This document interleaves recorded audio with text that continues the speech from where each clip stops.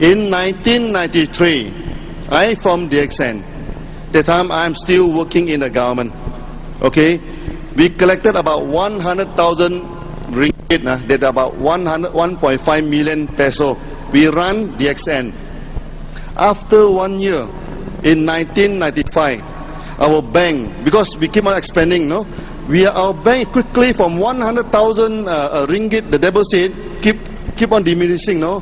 When we come to 1994, we have only 4,000 ringgit in the bank.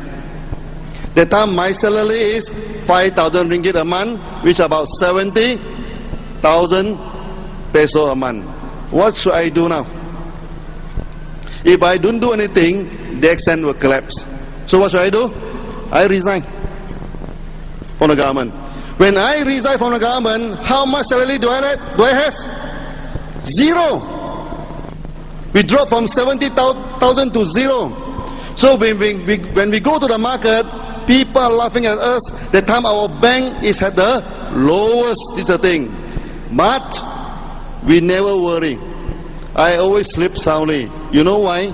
Because system of DXN is based on system of success.